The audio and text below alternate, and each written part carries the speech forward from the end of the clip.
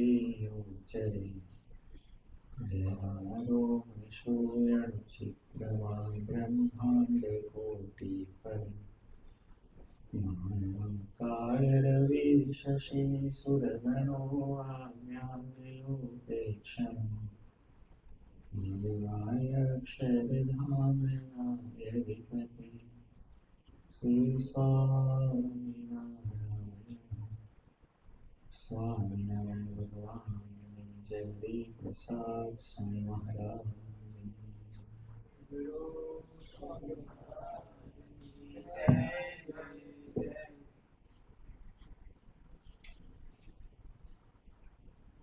સ્વામીજીનો પ્રાગટ્ય દિવસ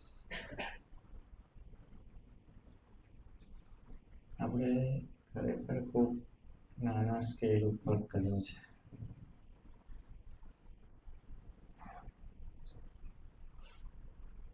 આપણે સુંદર કરવો છે. પહેલા તો મને એવો વિચાર આવે છે કે આજે જેવી રીતે કથા વાર્તા થઈ એવી રીતે સ્વામીજી હજુ આવતા 3 રવિવાર સ્વામીજીના પ્રાગટ્ય દિવસ ઉપર જ અને સ્વામીજીના મહિમા ઉપર જ કરવી છે. જે પણ હરિભક્તો કથાની સેવામાં છે એ હરિભક્તો એવું ધ્યાન રાખીને કરે એ મારી તમે બધાને એકદમ નમ્ર અરજ છે.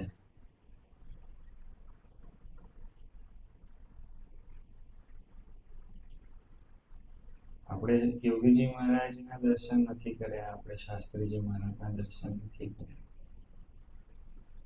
આપણે ભગવાન સ્વામિનારાયણના દર્શન નથી કર્યા, પણ આપણે સ્વામીજીના દર્શન કર્યા છે. લીલા લીલા લીલા શું? હરુ સ્વરૂપ સ્વામીની કથા સાંભળતો હતો તો કે કૃષ્ણ પરમાત્માનું જો આપણે એમને ભગવાન ન જાણીએ અને જો ચરિત્ર વાંચીએ તો એમાં શું સારું છે? ગોપીઓ જોડે રાસ રમ્યા, વસ્ત્ર હરણ કરી નાખ્યું, ચીર હરણ કરીને ઝાડ પર બેસી ગયા. એક એક પ્રસંગો જોઈએ. રણછોડરાયજી છે, નાઠા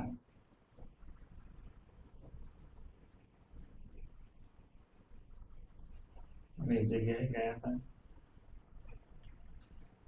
એક વકીલની ઓફિસમાં સરસ બધા પુસ્તકો મૂકેલા, નામ ઠામ બધું નથી કહેતો.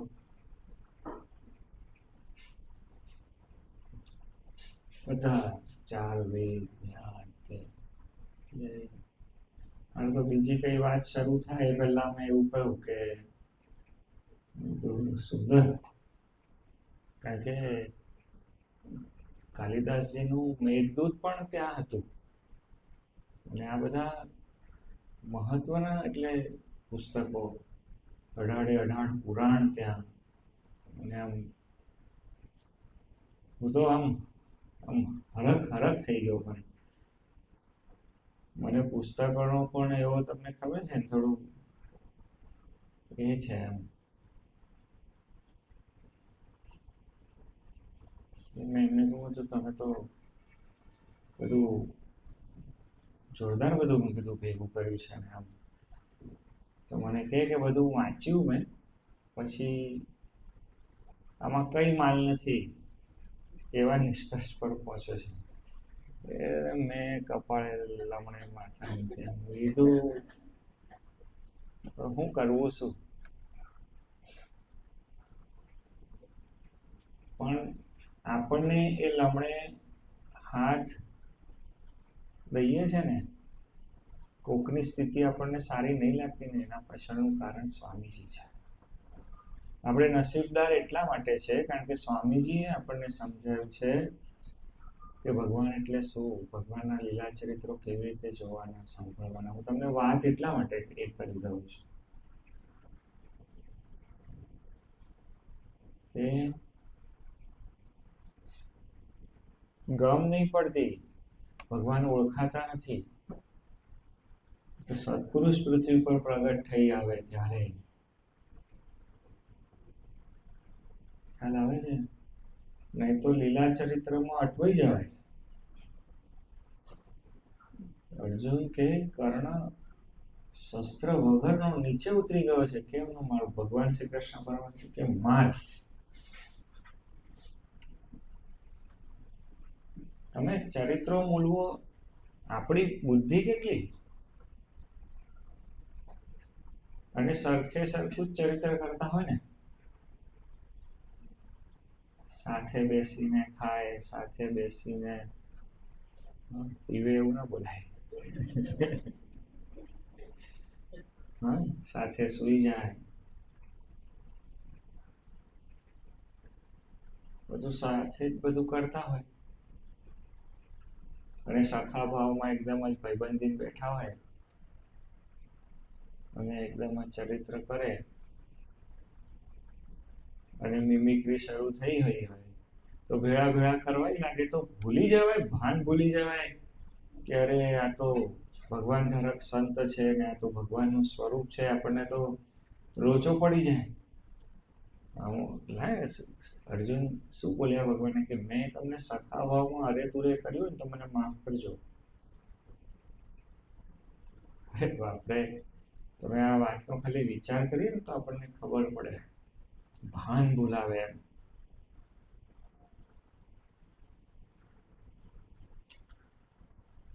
સ્વામીજી આપણને મળ્યા ને એટલે આપણને ચરિત્ર સમજણ પડે છે, લીલા સમજણ પડે છે. હું વાત તમને એ કહેવા માંગુ કે સ્વામીજી યોગીજી મહારાજની જે ચરિત્ર વર્ણવ્યું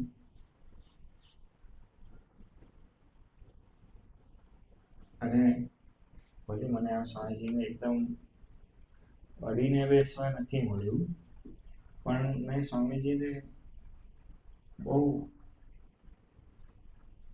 મસ્તીથી સાંભળ્યા છે. અને આમ સ્વામીજી યોગીજી મહારાજની વાત કરે ને તો એટલા મુખડું મલકાવા માંડે, ગુલાબી થઈ જાય, તાનમાં આવી જાય. એ ચેષ્ટા જે છે ને એ ફરી જાય.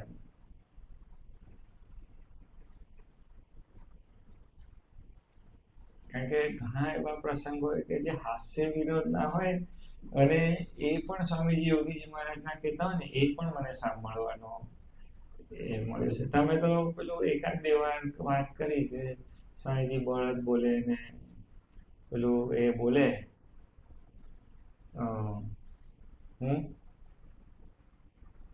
હું રૂપમ ગભરઘાટ એવું સ્વામીજી બોલે. તમે તો દરેક કથામાં એ સાંભળ કરો છો. પણ આમ સ્વામીજી વાત કરે ને કે બાપ રે બાપ, આમ એ શબ્દ તમે સાંભળો ને સ્વામીજીના મોઢે, સ્વામીજી એમ યોગીજી મહારાજનો મહિમા ગાતા હોય ને પછી એમ વચ્ચે તમે શબ્દ સ્વામીજી આમ ત્યાં શૂન્ય મનસ્ક થઈ જાય એકદમ, અને ત્યાં બોલે કે બાપ રે બાપ. સ્વામીજી જેવા પુરુષ શૂન્ય મનસ્ક થાય નહીં, અને આમ એકદમ જ બોલે કે બાપ રે બાપ. અને એ જે ઉચ્ચાર છે ને એ બહુ અદભુત હોય છે. સાંજે આપણી તો શું છે કે ફરજ છે નહીં, ફરજ છે, કર્તવ્ય છે, એ બધી વાત નહીં. એ તો બરોબર છે કે આપણે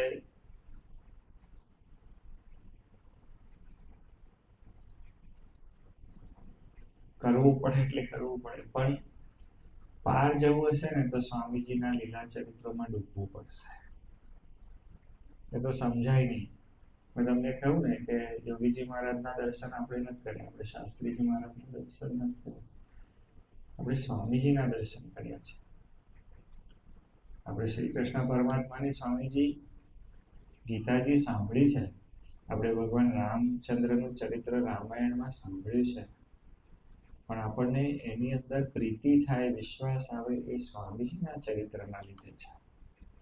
નહીં તો સ્વામીજી શું થાય? નિષ્ઠા આપણે ઘણી બધી વખત બહુ બધા જણની કથા સાંભળતા હોય તો પણ આજે નિષ્ઠા બેસે કાલે ઉડે, એવું થતું હોય ને. આપણો સાક્ષી ભેદે કોણ?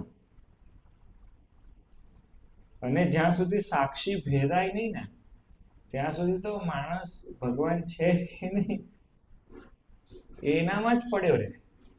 આપણે નસીબદાર એટલા માટે છે કે આપણને વિશ્વાસ આવી ગયો છે કે શ્રીજી મહારાજ છે અને આપણને મળ્યા છે. ખ્યાલ આવે છે ને? નહીં તો દુઃખ તો કોને નથી? મને કહો, અહીં બેઠેલા હોય એમાંથી હવે કોણ છે કે જેને દુઃખ નથી? હમણાં રૂપમ આવ્યો તો, મેં કીધું પૂર્ણ પુરુષોત્તમ નારાયણ આપણને મળ્યા. હા, પાછું આપણે એનું ભજન કરીએ. એનું ધાર્યું અનંત બ્રહ્માંડોમાં થાય, અને આપણને દુઃખ હોય 5-5, 7-7 વર્ષથી ભાંગે નહીં. આપણું દુઃખ ભાંગે નહીં અને આપણને સંકલ્પ વિકલ્પ થયા કરે ને સ્થિર થવાય નહીં. તો મેં કીધું તોય ચરણારવિંદ પકડી રાખવાના. મેં કીધું એ લીલા એ આપણું ઘડતર કરે છે.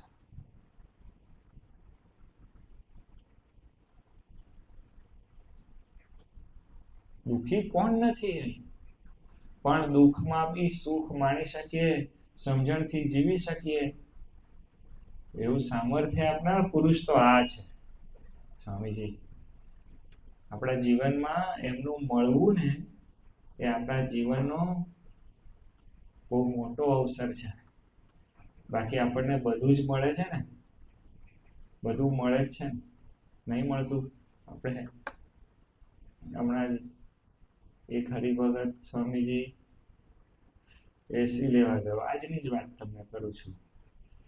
એસી લેવા ગયો તે મેં એને કહ્યું કે બધું ભેળા વોશિંગ મશીન પણ લઈ લે. તો કે સ્વામી એવું કરું? ઉભા રહો, જાઉં હમણાં જ.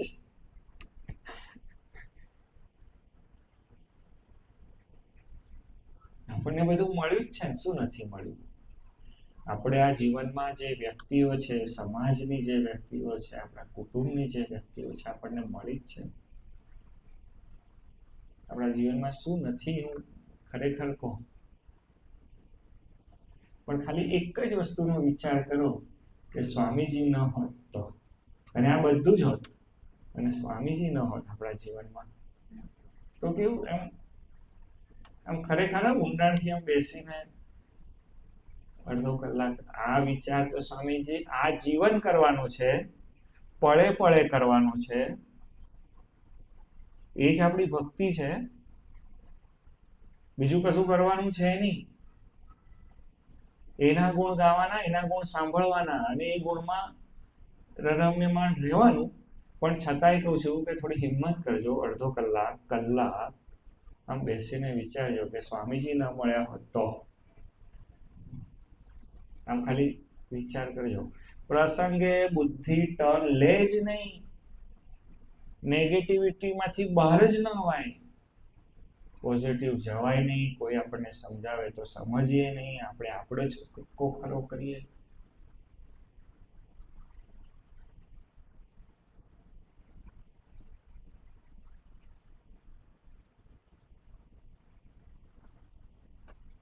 સ્વામી તમારો ભીડો એવો,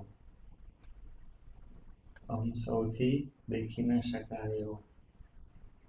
મને સ્વામીજીનો સૌથી વધારે ભીડો એટલે શું લાગે ખબર છે? કે આપણા સ્વભાવ ગમાડે. ખરેખર કહું છું. હા, તમે આપણે હંમેશા વાત કરીએ છીએ કે આ જન્મે મળ્યો, આવતા જન્મે ના મળતો કે ના મળતી, આવું આપણે કેટલી બધી જગ્યાએ બોલ્યા હોઈશું, અને નહીં બોલ્યા હોય તો મનમાં બોલતા હોઈશું. તમે તમારા હૃદય પર હાથ રાખીને વિચાર કરજો.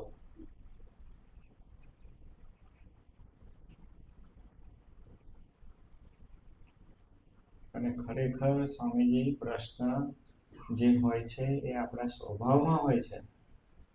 આપણને એવું જ લાગે કે આપણે બધું સમજી શકીએ છીએ,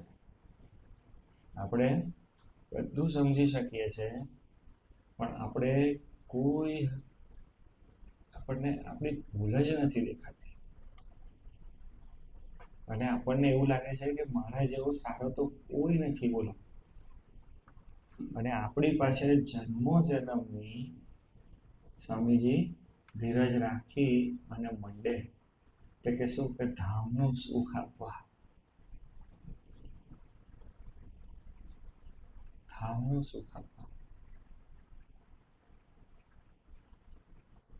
શું સ્વાર્થ છે.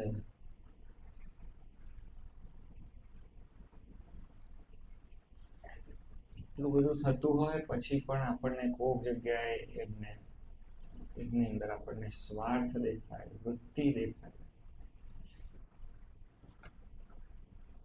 પાપ છે આ બધા. એકદમ લોકલ ભાષામાં, લૌકિક ભાષામાં બોલું તો એવું કે કયા જન્મ ભોગવી છે.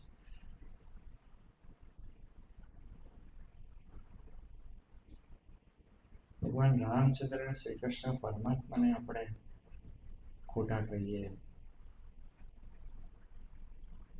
અને ત્યાંથી લઈને સ્વામીજી સુધીના પુરુષને આપણે આપણી બુદ્ધિથી મૂલવીએ.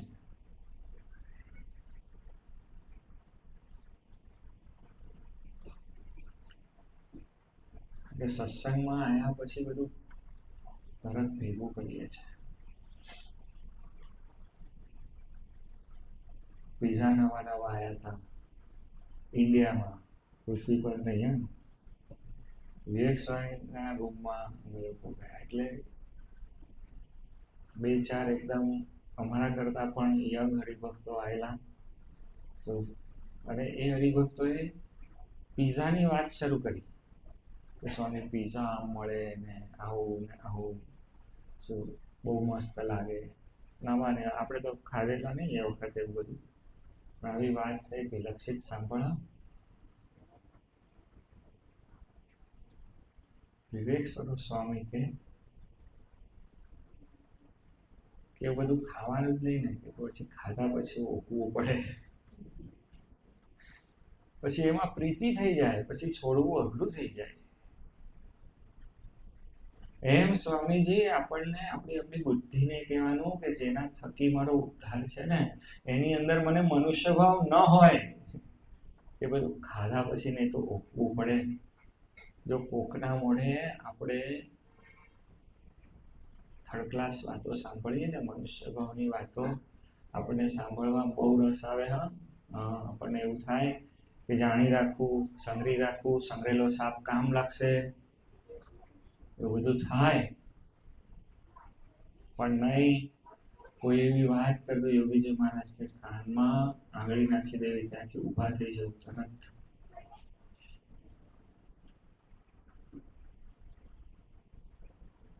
અમે લોકો દેહરાદૂન એરપોર્ટ પર હતા, અમે બદ્રીનાથથી પાછા આવતા હતા,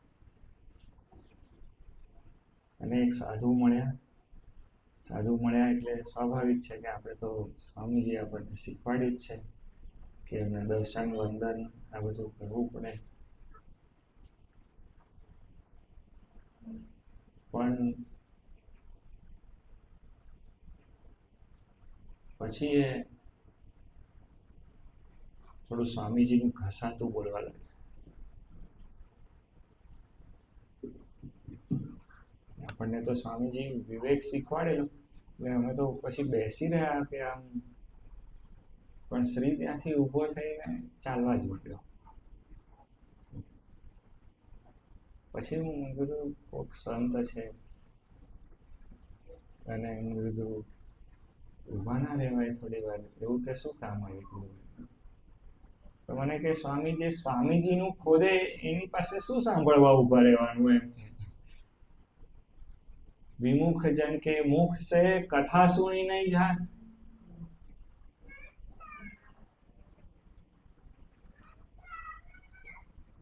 जेना थकी आपણા જીવનમાં સ્વામીજી પ્રકાશ છે, જેના થકી આપણા જીવનમાં સમજણ છે, જેના થકી આપણા જીવનમાં શાંતિ છે, જેને લઈને આપણા જીવનમાં સહજાનંદ સ્વામી છે, અને જેને લઈને આપણું અક્ષરધામ પાકું છે, હે પુરુષ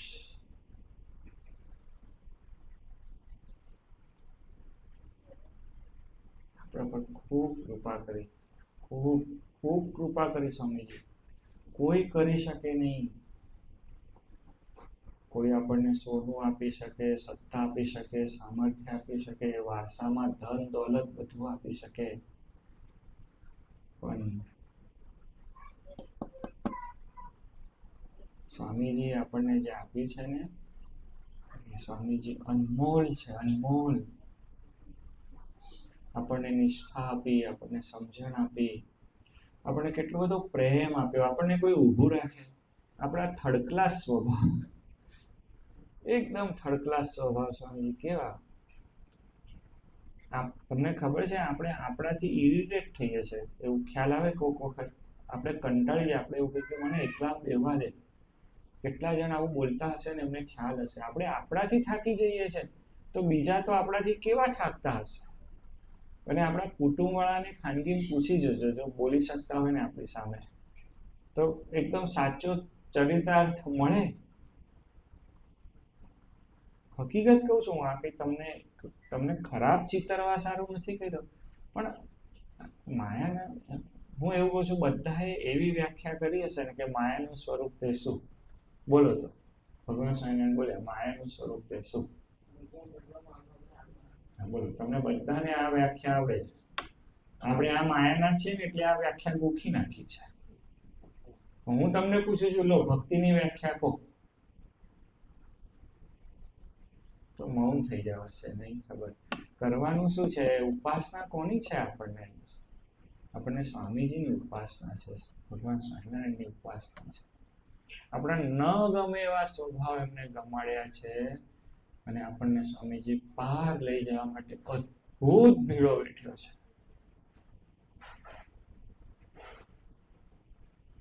અને હું તો તમને બહુ હૃદયથી કહું છું, આ હું શબ્દ બોલું છું, આપણે એમાં તમે ને હું નોખા નથી.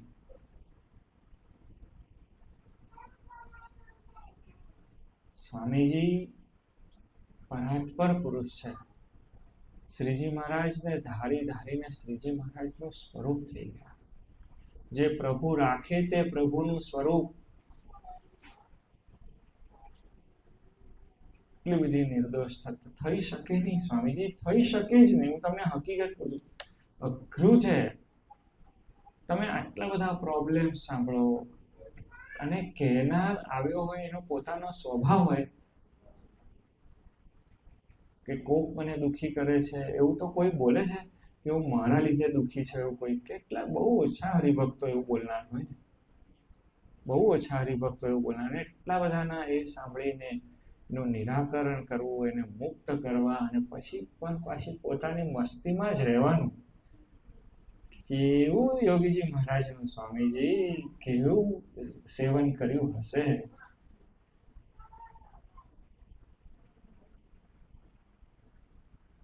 આપણે તો આપણને છે ને સ્વામીજીનો પીડો, કોક મહાપુરુષ આપણને સમજાવે ને તો સ્વામીજીનો આપણને પીડો થોડોક સમજણમાં આવે.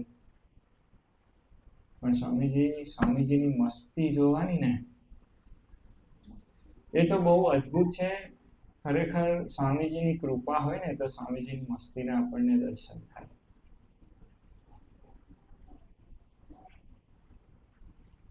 આપણે તો ઘરમાં બેઠ્યું હોય, બહાર બેઠ્યું હોય, એટલે આપણે તો વાતો શું કરીએ, સમર્થ થતા જરડા કરે. સ્વામીજીનું નામ લઈ દઈને આપણે આપણું જ બોલતા હોઈએ. હકીકતમાં તો સ્વામીજી એવું જ છે કે મેં જે બેઠ્યું, મેં બેઠ્યું. સ્વામીજી મસ્તી જોઈએ ને તો એવું લાગે કે બેઠવા જેવું પૃથ્વી પર કંઈ છે જ નહીં. એ પરાવસ્થાની અંદર જીવે.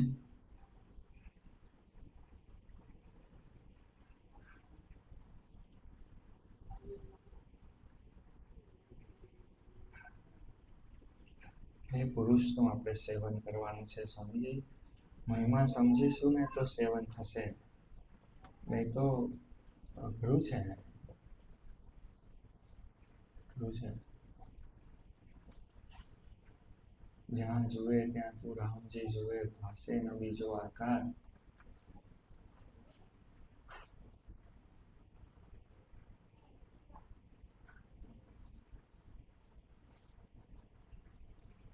આમ હાથી ચાલ્યો છે તો સિંહ ચાલ્યો. અરે અમારો આ નંદી ચાલે ને સવારે નીકળે, એક ગોચરમાં નીકળે તો એને જવાનું હોય, એના કેફમાં હોય.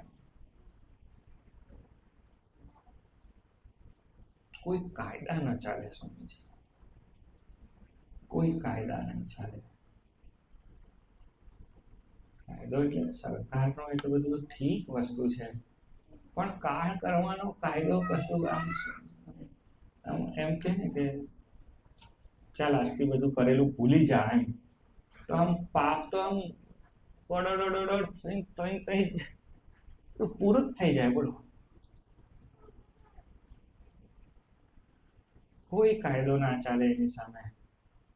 અને એની મસ્તીની અંદર મસ્ત જોવા ક્યાં મળે? હું તમને એવું કહું છું, દર્શન ક્યાં? શોધવા ક્યાં એમને?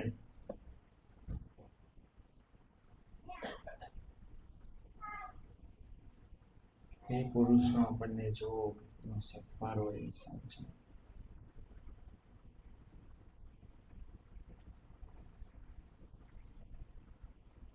એના આધારે સ્વામીજી ભજન કરી લેજો. એમના વિશ્વાસ, એમના વચનમાં વિશ્વાસ.